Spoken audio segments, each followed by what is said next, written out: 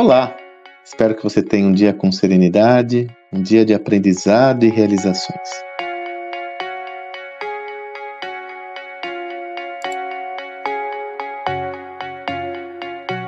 Quando eu estou gravando esse áudio, foi na mesma semana em que eu fiz um post na minha newsletter semanal, onde eu explicava a estratégia do Flávio Augusto da Silva, meu querido amigo Flávio, à frente do Orlando City Soccer. Ele era o proprietário do Orlando City Soccer e quando ele vendeu o negócio, foi um exemplo claro de uma estratégia do empreendedor que preferiu focar toda a sua ação no aumento do valuation do seu ativo em detrimento da distribuição de dividendos. Se você tiver interesse, eu fiz esse post no dia 17 de maio, é só você buscar o meu áudio, que vai estar lá inclusive o texto da descrição desse conteúdo, falando a diferença dessas duas estratégias. Pois bem, eu aproveitei a oportunidade e também fiz um post nas minhas redes sociais, sobretudo no meu Instagram. E foi curioso que eu recebi algumas mensagens que traziam uma outra dimensão que eu não estava evidenciando no meu texto. No texto eu só usava o caso do Orlando City e também citava o caso da Amazon para falar justamente sobre que hoje é possível você adotar uma estratégia de valorização do ativo em detrimento da distribuição de dividendos no curto prazo. E nem tampouco eu vendia essa tese, eu só estava mostrando essa visão. E muitos me questionaram sobre o valor que você cita, mas você falou aí que em reais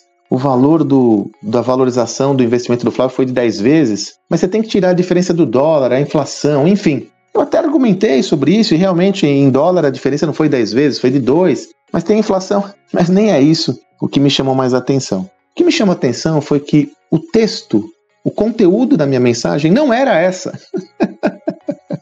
Eu não fiz um post evidenciando o valor de mercado conquistado pelo Flávio e que poderia ter feito esse post, que foi uma baita conquista, né? O cara investiu 200 milhões e tirou 2 bilhões, quer dizer, mas não foi sobre isso. Mas as pessoas muitas vezes têm aquilo que a ciência, que a psicologia chama aqui viés de confirmação. Elas veem uma informação, capturam o dado apenas para confirmar uma tese já existente, sem ter a abertura do entendimento de todo o contexto. Dessa forma, eu avalio que essas pessoas já tinham, de alguma forma, essa perspectiva, né, do não foi bem isso e tal, e sequer entenderam a big picture, né, o plano geral, a visão geral. Isso foi tão relevante para mim, me gerou essa inquietude que eu resolvi gravar esse áudio. Em que medida, muitas vezes, nós usamos o nosso viés de confirmação para ter uma leitura e um entendimento sobre o conteúdo que nós desejamos ter, e não efetivamente aquele conteúdo que está lá presente? Como você deve saber, eu tenho um mestrado acadêmico, né? Eu sou mestre em administração pela PUC de São Paulo, então eu estudei muito metodologia acadêmica para fazer minha tese. Existe um modelo para todo mundo que já construiu uma tese ou qualquer construto de aprendizado, que é o distanciamento do objeto, que diz o seguinte: olha, você tem que ter um distanciamento do objeto de estudo para que você possa assistir esse objeto, observar esse objeto sem viés, né? Sem ter nenhum pré-conceito, sem ter nenhum pré-julgamento. Eu aprendi a fazer isso. Por isso que eu sempre digo, né, conhecimento para mim não tem inclinação política, ideológica. Eu sou totalmente agnóstico, porque eu tenho que olhar de fora para ter um entendimento daquilo como ele é.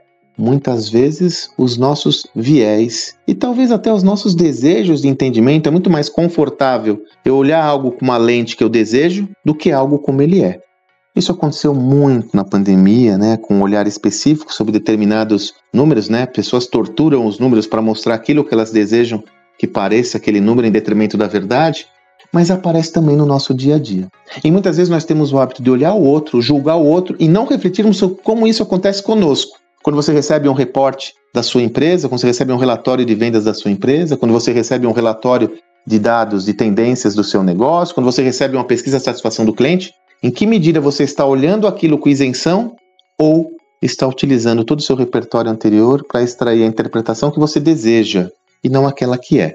É claro que existem sempre outras pautas. Nesse caso mesmo que eu citei, eu percebo que ali eu estou afastado desse mundo aí do digital, então percebo que ali deve ter alguma pauta oculta que eu ainda não consegui entender e não tenho nenhum interesse em ter esse entendimento. Mas também existe esta padrão que é o tal do viés de confirmação. Dessa forma, para que você aprenda com legitimidade, com isenção, para que você aprenda com liberdade, faça o afastamento do objeto. Deixe os seus julgamentos em suspenso e estude aquele material com toda isenção possível. você vai ver que o seu processo de aprendizado vai ser muito mais pleno e você não vai correr o risco de só entender o mundo com a sua própria lupa. Você vai entender o mundo da forma que ele é, de uma forma muito mais livre e despreendida de pressupostos. Faça isso. Espero que você tenha um excelente dia e até amanhã.